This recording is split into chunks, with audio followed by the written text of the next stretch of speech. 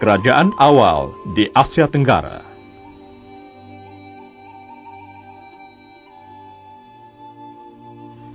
Kemunculan kerajaan awal di Asia Tenggara bermula dengan kewujudan pertempatan kekal di kawasan yang subur seperti di lembah-lembah sungai. Pertempatan-pertempatan di lembah sungai ini kemudiannya berkembang dan akhirnya menjadi sebuah kerajaan agraria. Kerajaan agraria yang terkenal di Asia Tenggara ialah Kerajaan Funan dan Kerajaan Angkor.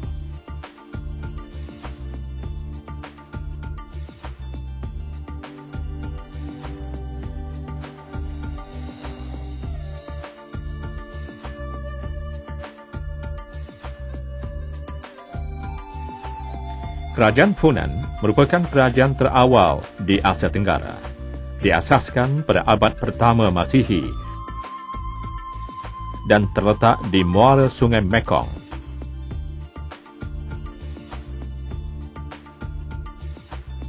Kerajaan ini ialah Kerajaan Kemboja Silam.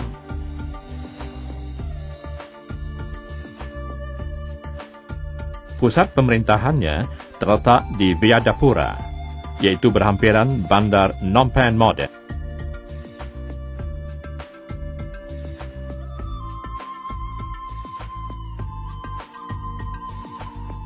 Raja pertamanya ialah Kaundia yang menggunakan gelaran Kurung Benam.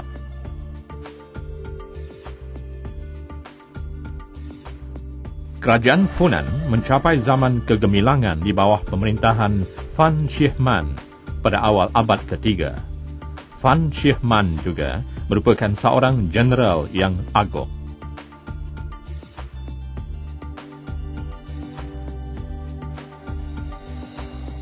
Kerajaan Funan membina empangan, saliran dan takungan air untuk mengairi kawasan pertanian, terutamanya sawah padi.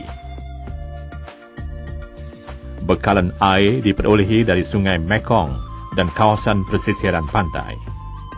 Kerajaan Funan bermula sebagai kerajaan agraria dan kemudiannya berkembang sebagai sebuah kerajaan perdagangan yang kuat.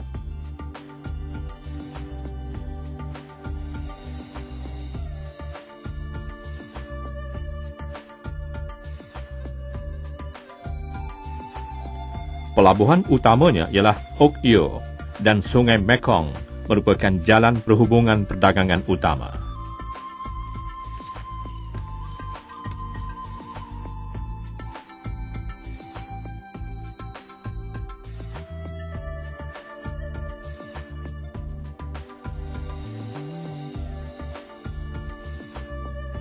Ekskavasi arkeologi di Ok Yo menunjukkan pelbagai artefak yang dijumpai berasal daripada kerajaan Rom, China dan India.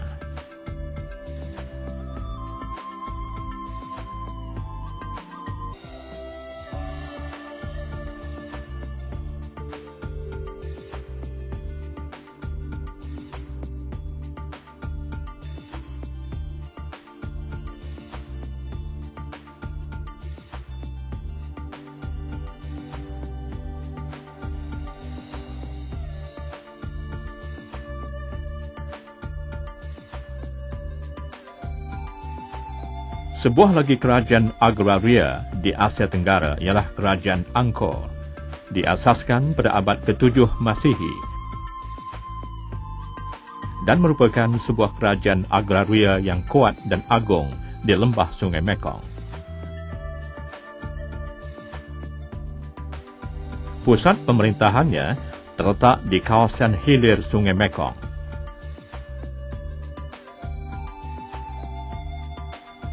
Kerajaan Angkor mencapai zaman kegemilangan semasa pemerintahan Raja Suryavarman II.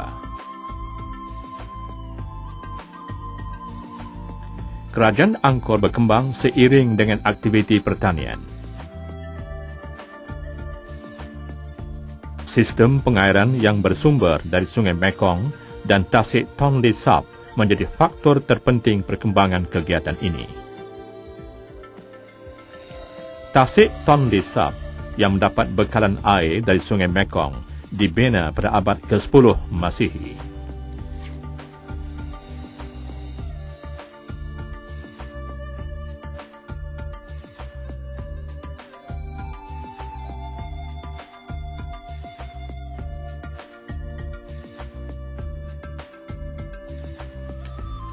Tasik Tonle Sap menjadi punca air utama untuk mengairi sawah padi. Tanah di sekitarnya amat subur dan mempunyai iklim panas lembap. Keadaan ini membolehkan kegiatan pertanian dilakukan sepanjang tahun, khususnya penanaman padi sawah. Tasik Tonle Sap yang menjadi punca bekalan air minuman dan sumber ikan air tawar yang banyak ini berupaya menampung keperluan makanan penduduk yang ramai. Oleh sebab itu, kepentingan dan peranannya terhadap penduduk Angkor amat penting.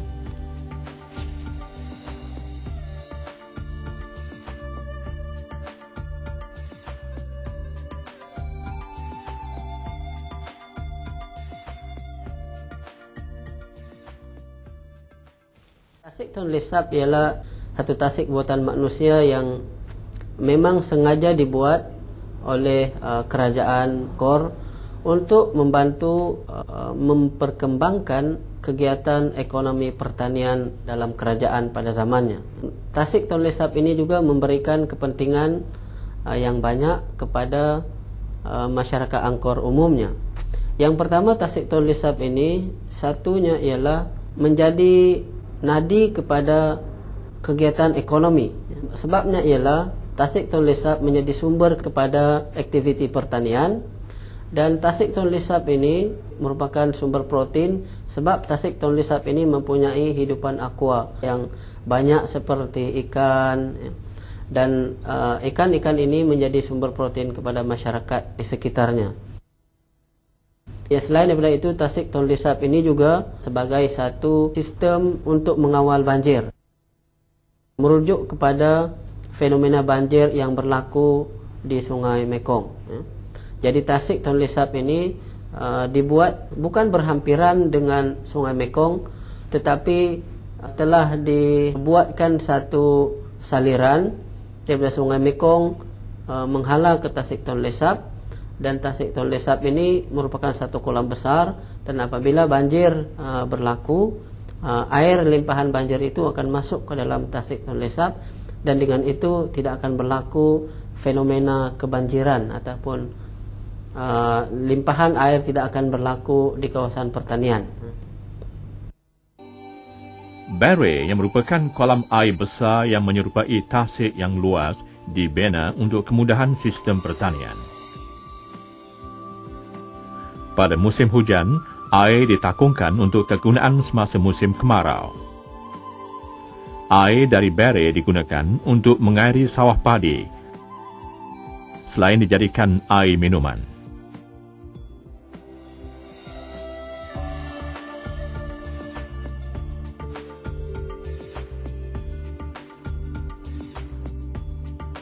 Pembinaan Baray membolehkan kerajaan Angkor memperoleh hasil pertanian yang banyak. Sistem yang mendukung kepada kegiatan pertanian ini iaitu saliran-saliran kuno yang menghubungkan antara sungai dengan barai-barai, dan barai itu sendiri juga merupakan salah satu unsur atau elemen yang mendukung kepada kegiatan pertanian dan seterusnya kegemilangan tamadun kerajaan agraria.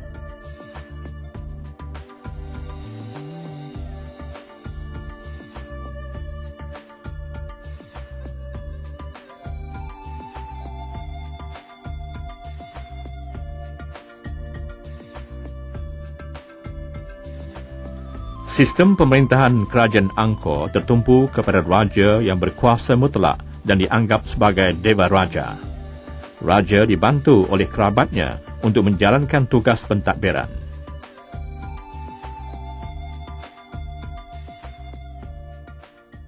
Angkor Wat itu juga melambangkan keagungan konsep Dewa Raja dalam kerajaan Angkor. Dan Angkor Wat itu juga merupakan satu elemen yang menyokong kepada kuat ataupun tertegaknya konsep dan pengamalan konsep Dewa Raja dalam masyarakat Angkor itu, atau masyarakat Khmer dalam kerajaan Angkor itu. Pembinaan Angkor Wat ialah bukti kerajaan Angkor menerima pengaruh Hindu-Buddha. Keadaan ini menjadikan Hindu-Buddha sebagai agama utama.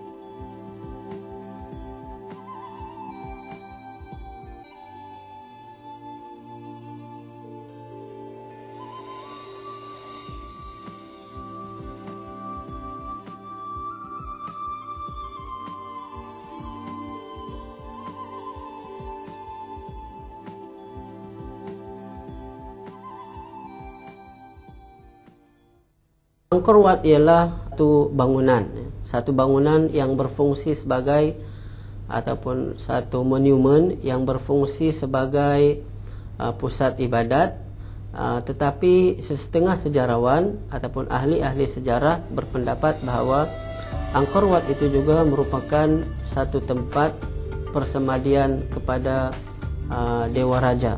Kemudian Angkor Wat ini dibina sebagai satu elemen yang menyokong kepada konsep Dewa Raja yang diamalkan dalam pemerintahan kerajaan Angkor, didirikan ataupun ditegakkan oleh orang-orang Khmer ataupun masyarakat Khmer.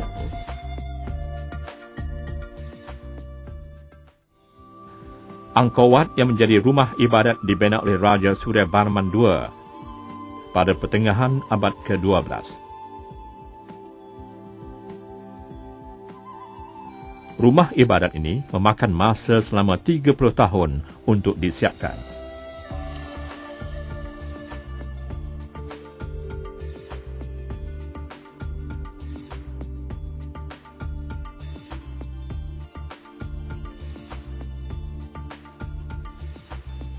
Kemunculan kerajaan Funan dan kerajaan Angkor membuktikan wujudnya tamadun awal di Asia Tenggara.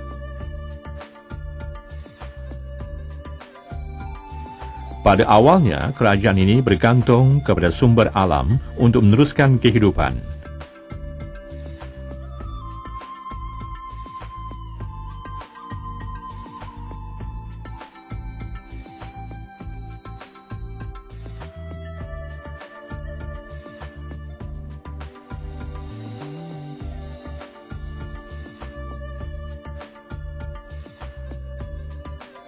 Berbekalkan kecekalan, masyarakat ini telah berkembang serta membentuk kerajaan yang kuat dan agung di Asia Tenggara.